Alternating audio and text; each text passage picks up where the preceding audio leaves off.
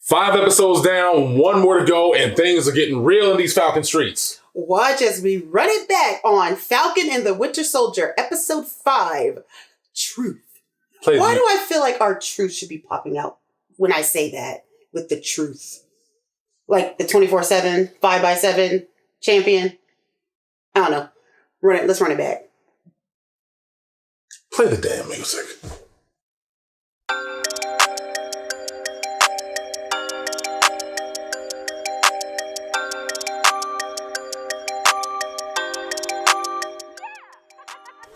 What's with the good guys? Your boy Spider Menace, aka D-Man. Your Menace and Hero, my sister, my day one. The one who holds it down from my co-host Daria. Say what's up, Daria. What's up, Daria? And welcome. I keep saying welcome, but it's not welcome. No. Thank you for joining us as we run it back on Falcon. You. And we got so many damn shows and different names and different intros and everything right here. But we are going to run it back on episode 5 of Falcon and the Winter Soldier. Truth, and they are speaking some truth to power going on with this episode right here. This was not expecting them to hit this level because we were actually out of town.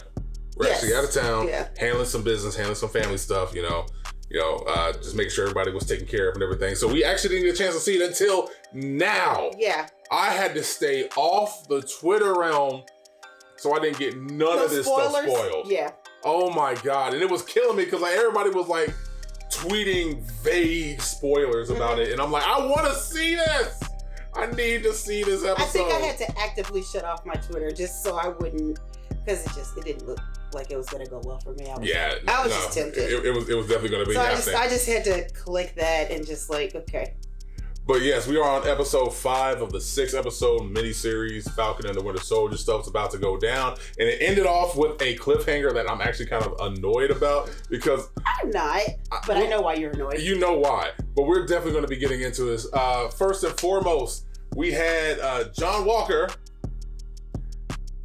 acting a straight plumb fool. And you know what? In a way, I can't blame him. In a way, I can. Because, they done killed my boy... Lamar. Yeah. If they'd have rocked my mans, I would have ran a fade up on anybody that was associated with this terrorist group. Yeah, damn sure no. See, that was the problem with this Captain America. Yeah, because when you think about it, like Steve Rogers, I don't think ever really worked into that revenge sort of thing. But that really shows the difference between Steve and Mr. Walker over here. Because Steve was there to uphold the ideal of America, including America's military might, all that good stuff. But the pride, just the general goodness and justice that they profess to have. The beacon of American exceptionalism was manifest in Steve. Yes. And that's the lofty goal that they were trying to achieve when they let Steve have the whole super soldier serum and everything. That he was supposed to be the very definition of what they wanted. They wanted people to see as a beacon of American exceptionalism. And then that was in the 30s, in the 40s. I was about to say, no, that was during World War II. Still the 30s and 40s. Why would you stop me? It's the same time fucking period. Because that wasn't... Okay. Literally the same fucking time period. That was the same time period. It literally was. Okay. Jesus Christ.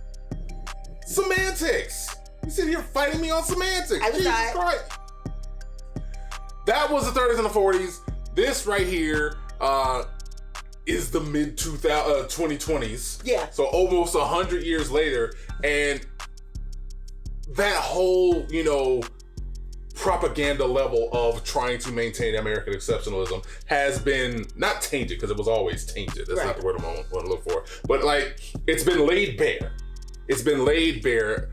There is a global reckoning when it comes down to taking a look at the supposed American exceptionalism that a Captain America is supposed to represent. Right. And John Walker is actually embodying the very thing that they want, where it's just all strength and might and shock and awe and everything else. Nobody really is there to profess that level of goodness and justice as much as they were back then with Steve Rogers. Right. Yeah. So he wrecks a fool. You got Sam, you got Bucky, like, yo, they got cameras everywhere, dude. They caught you doing that. Yeah. You gonna have to turn yourself in, put the shield down. Yeah. You done, son. You was absolutely done. Yeah. And again, I can't so much blame him for wanting to, you know, throw hands with dude who was associated with getting my friend killed, but at the same time, it's like, bro, no, you have rules of engagement. You can't do that, especially with somebody who's surrendering. Right. So, you know, Bucky, Sam, they ended up having a tag team on him because he still has that super soldier serum in his body. Right. They get the shield away from him, but like snap bruh's arm. Or snap bruh's arm. Yeah, that's what it is. What? You didn't have to say it like They that. snapped his arm. Like he ripped off Sam's wings, and he's still sitting here like, no, I'm gonna fight you. You gotta get that shield off you, son. Yeah. They snapped his arm. They broke his arm.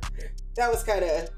That was not right. But that was. I mean, they had to get the shield off. I'm just saying that was not right, but that was pretty badass. We already had one situation where they failed to get something off of one dude's hand. Yes, that's true. Remember what happened? Yes, and then they snapped him out of existence. Yeah, we snapped. So like. Sam was like, I ain't let that happen again. Yeah, we're not going I'm to taking it off. again. If all this between me and making sure everybody is safe is getting something off a dude's hand, I'm gonna do whatever I can. Yeah. Okay, so I appreciated that part because you're right. But on the plus side again, he gets court-martialed. John Walker does, and he gets visited upon by one Julia Louis-Dreyfus. I thought you were gonna say by 3 ghosts of Christmas past and present and future, because you were like he got visited upon. I'm like, Julia Louis-Dreyfus? I actually didn't take a look to see who she was actually playing.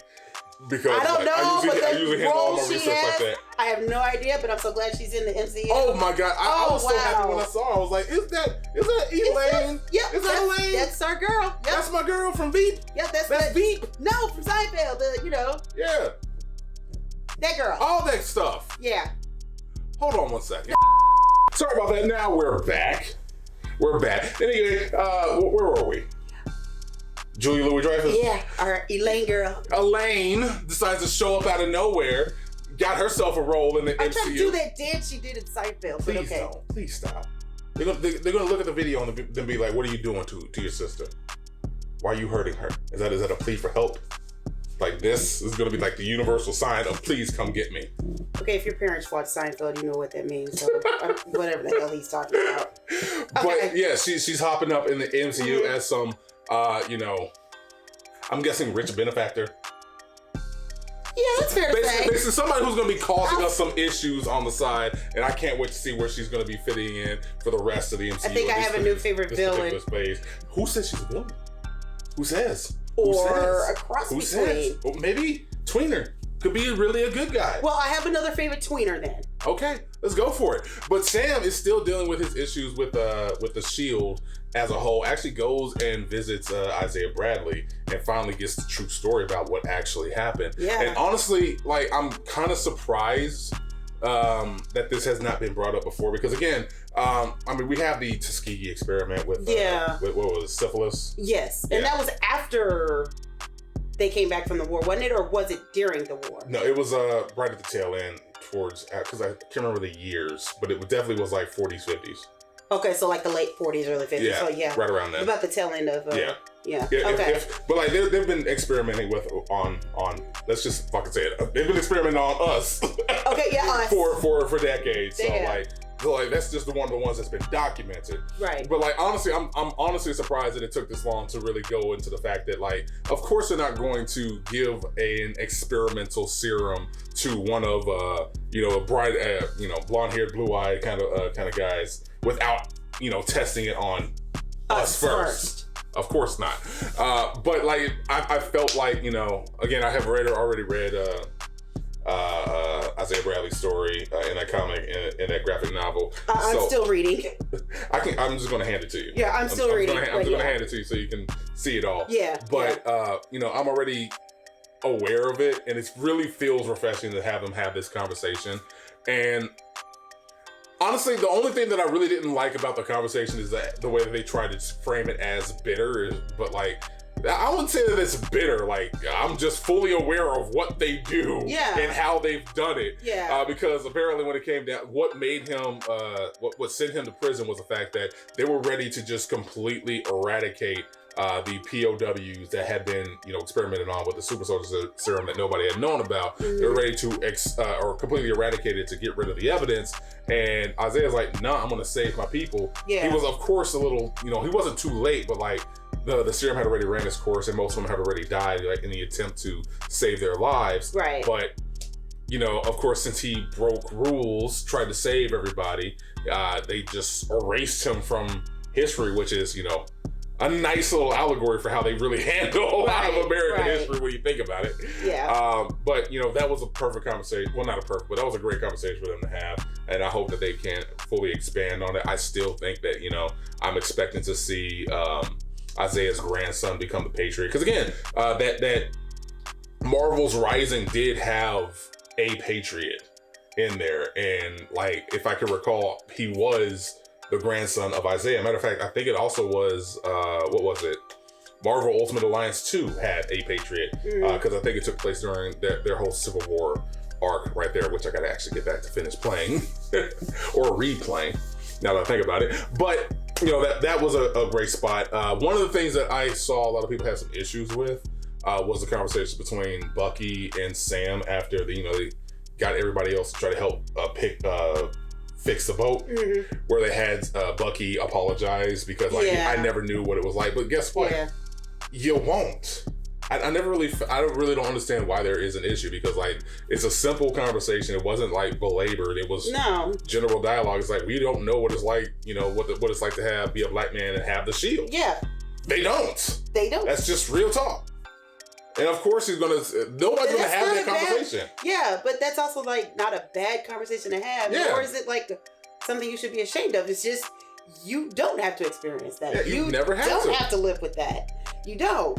But it's a conversation that should be had. Yeah. And I think this episode kind of forced that a little bit. I mean, it had to, because like, if you think about closure, and which is what Bucky's whole thing is like, I'm here for closure. So like, me having this issue with you, I needed to close that loop. I took umbrage with the fact that you gave the shield up. Yeah. Because I thought it was, something to do with me. I took it all upon me, not knowing that that's a level of, not responsibility, but that's a little level of obligation and layers of complication that I will never understand. And Steve never understood, because all Steve wanted to do was like, I want to pass this on to someone that I trust, someone that I care about, someone that I know for a fact can take this, take the shield and run with it. Right. Not knowing it's like, there are layers to this that you will never experience and never understand, because we never had that conversation. And let's be real, Steve is never going to have that conversation with Sam.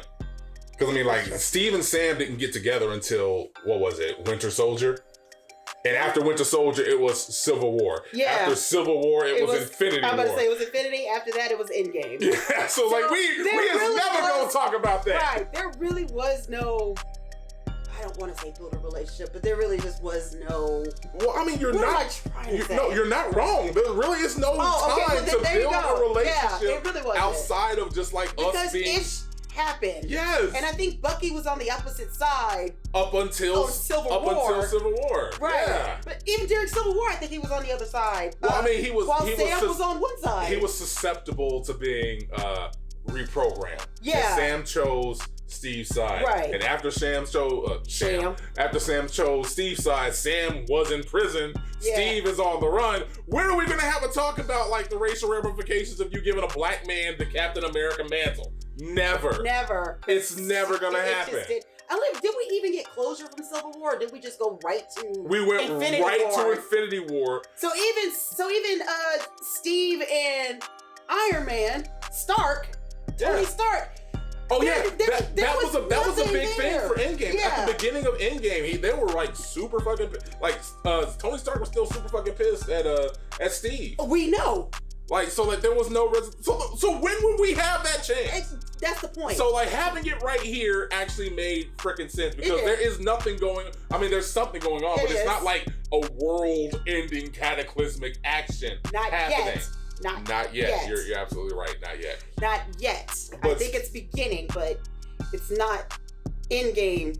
It's not in game levels yet. Right. Yeah, it's not universe ripping yet. But we're getting there. We're definitely getting there.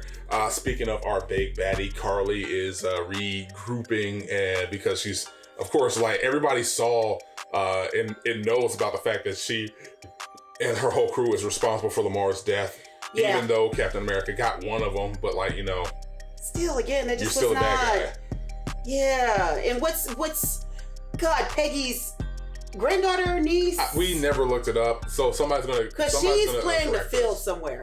Oh yeah, she's playing the field. Yeah. So I like her now because she's playing the only time I can remember Batroc the Leaper was, I think it was Spectacular Spider-Man that was on Disney XD with I think Drake Bell was the voice actor. That's the only time I was like, oh hey, there's a guy named Batroc the Leaper. I'm never gonna think about that guy again. I guess I'm wrong.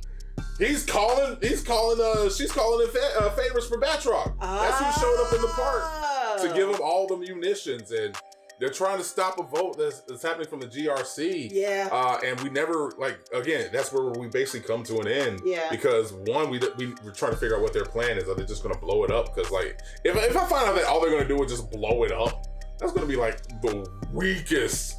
It's going to make a splash. But I was hoping for something a little bit more elaborate.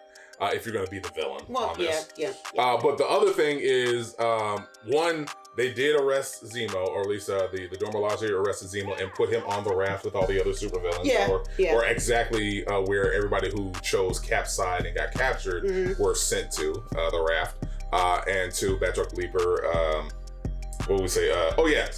Bucky went to called in a favor from the Wakandans, and we never got a chance to see what it is because that's where they ended it. And I was like so mad because I'm like, I'm caught up in this episode. I want to know what I'm thinking. They got him a Black Panther-like super suit. Right. That's my hope. That's my hope. You said that too, akin to him. Yeah. So you're right. Something like that. Something like that went down. So yeah. But we did have a mid-credit scene before we dip out. Mid-credit scene because apparently Mr. Walker is not losing the mantle of Captain America because every time he's been saying I'm Captain America. He feels entitled to the Captain America mantle. Oh, to the freaking T. Oh, to the T. He's literally welding in his own damn shield. His own shield, but he's welding in his medals of honor into the damn shield. He is really starting to annoy me, but I want to see what's going to happen with I can't wait. We only got one more episode left. Oh, God. What did you think about this? I like this episode. This might be one of my favorite. Biggest takeaway? Bucky and Sam having that conversation. You know what? It actually felt like they really repaired a relationship. Yeah. Because what they did come from it was Sam did tell Bucky, it's like, no, what you're doing with all these names that you're crossing off, you're not making amends, you're avenging. Yeah. That's literally all you're doing is you're just avenging. You're just starting that conversation with them. Like what you need to do is you need to find your way to be of service to them to actually make amends. And there are a lot of names in that book that you could fix, and that's where they put it in. Put that bug in our ear in episode 1 with that dude he was going to with the sushi shop. Yeah. I can't even remember his name because it's been so long. Damn, it's been 5 weeks. Shit. Yeah.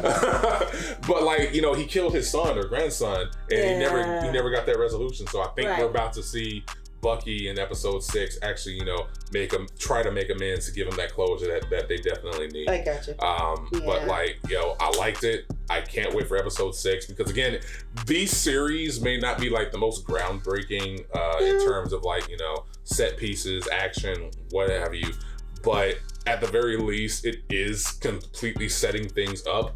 It feels like you remember the Animatrix, which was between Matrix 2 and Matrix 3. I can never remember the name. Revolution or Revelation, whatever the frick.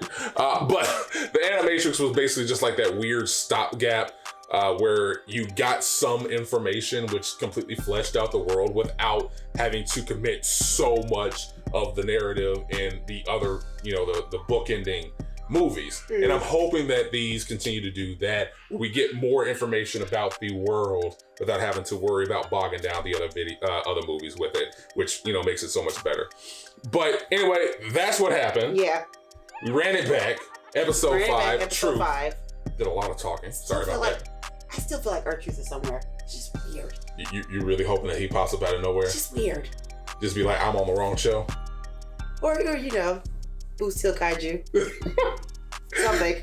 Anyway, tell us what you thought about it down in the comments below, because again, we do like to hear from you, our Kaiju faithful. You can also help support this channel by go ahead and liking any of the content that you do enjoy, subscribing to us, hit the little bell icon so you get notifications of every video that we do just for you guys. You can also head on over to patreon.com/HEELKAIJU. We updates on the site, the store, and the channel. Even become a patron and get those exclusive contents and exclusive merch codes. And where can they use those merch codes, D? Head on over to HEELKAIJU.com/shop, where you can use those fabulous merch codes for brand new. Oh yeah, let me move this out the way. Brand new merch. We getting larger, baby. Larger. You got hats, you got shirts, you got masks. And as we said, we're going to try to get these things finalized so we can get pins and keychains and stuff. We got everything for you. Even jeggings. Ooh, jeggings Well, coming not soon. jeggings. Well, not jeggings, leggings. but leggings. Leggings. They're coming soon. Oh no, they're there. Yours is coming in the mail. Coming soon. There you go. Yeah. Yay.